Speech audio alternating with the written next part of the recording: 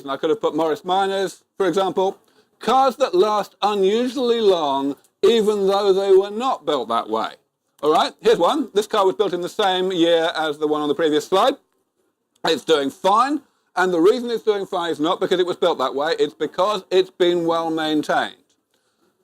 It's got style, its owners fell in love with it, it's been well looked after, unnecessarily well looked after, you might say. Obviously, there's a certain amount of maintenance that we all have to do on our cars every year just to pass the MOT, but if you do a lot more maintenance than that, then you can make the car last indefinitely. This car will be going in another 50 years if its owners don't just get bored, right? So this is a proof that for simple man-made machines, maintenance really works. Periodic repair and maintenance really works. And therefore, it seems reasonable to look quite closely at the possibility that periodic repair and maintenance might also work for the human body. What does that mean in terms of my previous diagram? This is what it means. We've got this third completely different approach to postponing the pathology of old age. What we say is we leave this process whereby metabolism causes damage alone, and we also leave this process alone, the one where damage causes pathology. What we do is we attack the damage itself. And I am very, very optimistic about this strategy. I think it's got a lot of chances. Basically, it's got good chances because it avoids the problems of the other two approaches that I just explained to you. In the first instance, it avoids the problem of the geriatrics approach. Damage, as I've defined it, is the set of immediate, ongoing side effects of metabolism. So by definition, it does not have accumulating precursors. It means that there is no intrinsic reason why the maintenance approach should get harder and harder as the patient gets older, the way the geriatrics approach does. So that's really good news. It's preemptive enough. But the other part, which is even more important, and which I really absolutely want you to get to understand, is that the maintenance approach also avoids the difficulty of the gerontology approach. Because here we are not proposing to intervene in metabolism, we're proposing to let metabolism create these various types of damage at the natural speed, at the natural rate that it does so, and only to go in and fix up that damage after it's been created. That means that we can get away with our profound ignorance here. We are basically sidestepping all of our ignorance of metabolism and just letting it get on with what it's doing, get on with doing what it knows how to do, and we are getting in here at a point where the intermediates between metabolism and pathology are harmless before they have accumulated to a level that is pathogenic. All right, so that's all been very abstract, and most of you are not biologists, so I think that was probably appropriate as a starting point, but I want to now move on and show you that I'm not bullshitting you, that actually we have real biology behind all this. I'm first of all going to explain what damage actually is from a biological point of view. So I've told you one thing about why this maintenance approach seems so cool, so promising, namely it seems to target the weak link between being alive and being dead. Okay, that's a good start. But there's more to the maintenance approach. There's this. It turns out that damage is not nearly so complicated as either its causes or its consequences. And what I mean is this.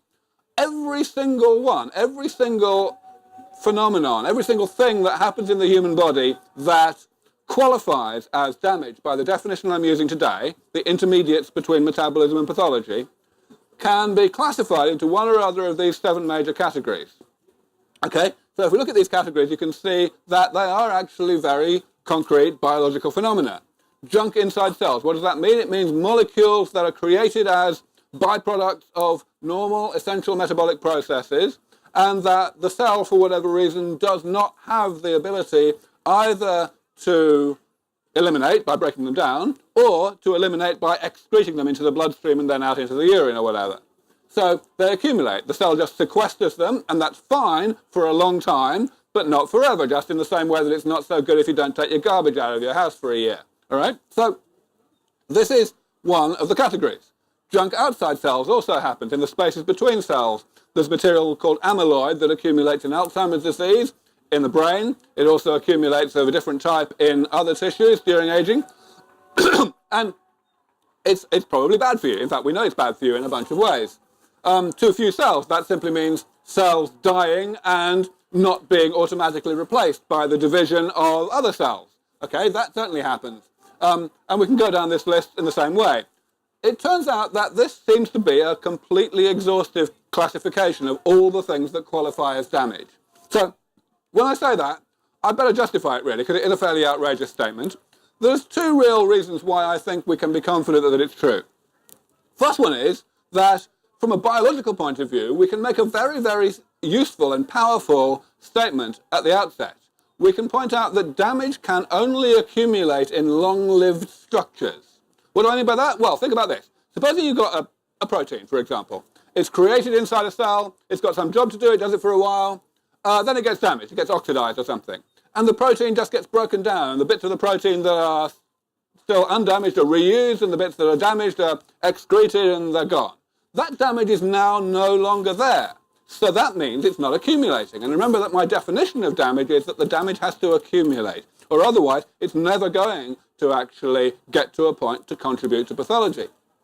So if you just look at the body and say, well, okay, what are we made of that's long-lived, then it turns out you get this more or less this list. Because you can just say, what are we made of? We're made of cells and stuff between cells. What are cells made of? DNA, proteins, fats, and so on. And this is the sort of answer you get.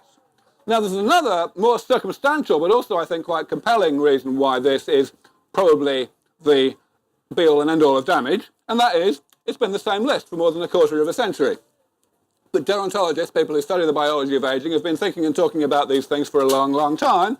All 7 of these things, in fact, have been extensively debated and researched with regard to their potential contribution to aging in mammals. And you would really have thought that we would have come up with some more of these things in the past 28 years if there were any to come up with, because that's a long time in medical technology. All right, but here's the really good news. This is my second outrageous statement of the day. Not only can we classify all of these things, here's the same list on the left-hand side, but also we can actually go in and potentially fix them. Now, when I say potentially, what I mean is these therapies don't really exist yet. They certainly don't really exist for humans, though some of them are getting fairly close. But we can describe them, and we can not just describe them in one line like this. We can describe them in a lot of detail. I wrote a book a few years ago called Ending Aging, which doesn't cost very much. Please go and get it. And you don't need any prior biological expertise to understand it, but it does have all the detail you can imagine. And in particular, each one of these 7 different approaches to fixing the corresponding aspect of damage is the subject of an entire chapter in this book. That means that we know a hell of a lot about how to actually implement these things. I think that we are within perhaps 10 years of demonstrating proof of concept of all of these things in the laboratory. Some of them, as I say, are a lot closer already. When I say in the laboratory, I mean basically using them in mice and getting mice to live a lot longer as a result. And I think within another 15 years after that, we've got at least a 50% chance of doing the same thing in the clinic, doing the same things for humans. This is what I think we're likely to be able to achieve. I call it robust human rejuvenation, and what I define it as is giving middle-aged people, not just people who are still kids or not yet born or anything, middle-aged people an additional 30 years of healthy life, critically healthy life. I want you all to understand that. We are not talking about taking people who are already in a bad way and just keeping them alive in that bad way. That is vastly harder than anything I'm telling you about today.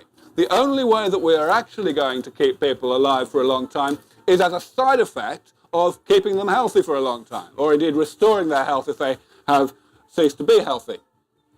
So now, as I said, I was going to give a little bit of hardcore biology. I thought about not about just taking this out, but I know that some of you may be biologists, so I thought I'd do a little bit just to show you that I really know what I'm talking about here.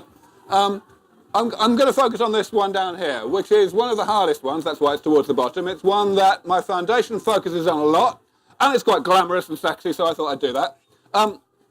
When I talked about molecules accumulating inside the cell, I didn't really tell you much about what I meant. Well, this is what it means in Alzheimer's disease. This is an electron microscope photograph that shows the sort of stuff that accumulates inside brain cells during Alzheimer's. This is actually in the long part of the brain cell. It's called the axon. And you've got these things which are basically junk that should have been broken down a long time ago, and the cell has forgotten how to do it. Now, exactly the same thing happens in a lot of other tissues. Here is what happens in the artery. So it looks completely different, but actually the process that's going on is identical. You've got here a different type of stuff. In this case, rather than being bits of protein, it's actually bits of cholesterol, but it's still accumulating in the same part of the cell, something called the lysosome, and it's making the cell very unhappy.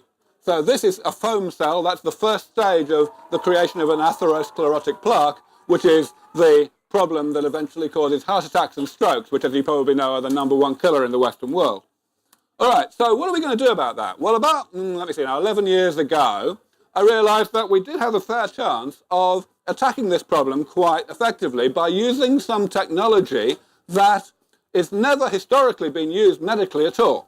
It's actually technology that comes from environmental decontamination. So this concept, bioremediation, was first conceived about 50-odd years ago, quite near here actually. A professor at Cambridge thought of it. And he was interested in why there is so much diversity, so many different species of bacteria in any environment that you look at. He said, well, what you would normally expect, surely, would be that given the particular range of nutrients that are available in any given environment, there's going to be some particular species of bacteria that can grow faster than all the others on that particular range of nutrients. And those bacteria are going to just win. They're going to just outcompete the others, and you're going to end up with just a couple of different species of bacteria. That's not what we see. He realized that one reason why you don't see that, might be that there may be a lot of substances out there in the environment that you can actually live off if you can break them down, but for intrinsic chemical reasons, they're just hard to break down. They're just difficult to degrade. And so if you are a bacterium which has been smart enough to develop the machinery to break down this stuff and your faster growing competitors cannot, then you've still got your ecological niche, even though you're growing more slowly than what they are. And it turns out this is true. He realized that we could use this technologically. We could use it to get rid of pollutants, because an awful lot of pollutants are exactly what I just said. They are compounds that are intrinsically hard to break down, but if you can live off them. You can extract energy from them. So what pollutants am I talking about? I'm talking about things like TNT, dioxins, plastics, rubber, that sort of stuff. So what he said was, well, maybe if we go to an environment that's being contaminated by things like that, then we can just isolate the whole range of bacteria that are in that environment, and we can find some that will actually already have evolved the genes, the genetic machinery to break down these things. And then we can just expand up those bacteria in the laboratory and put them back into our polluted environment in larger amounts, and the pollutant will go away. The only reason the pollutant was still there in the first place was because there are not enough of those bacteria present. So it turns out to work. As I say, this is not just an academic concept. This is a thriving commercial discipline, bioremediation. A lot of money in it. It really works. Lots of disused airfields have been turned into housing estates this way. All right, so what does it mean medically? Well, I realized that there is actually a source of human remains, a source of an environment that actually is enriched in human remains. This one, right? Now, therefore, by exactly that same logic, if we go to graveyards and we ask, okay, what's there? What's eating stuff? We may very well find bacteria that are eating the compounds that accumulate in the human body and that the human body has been unable to break down. Because, lo and behold, they are exactly this. They are, again, organic compounds which a bacterium could live off if it could break them down, but they're hard to break down. And so I thought, well, okay, does what we know about graveyards match this theory? And of course it does, because we do get bits of human remains that accumulate in graveyards and are not broken down, but those are not the parts that a bacterium could live off. They're things like bones and teeth, which are pretty useless when it comes to getting energy. But they do not accumulate these crazy substances that we are worried about. So maybe it's because such microbes do indeed exist. So turns out to be true. This is my concept. Basically, there's this natural process in the human body that turns young people into old people and eventually into dead people. And then there's this other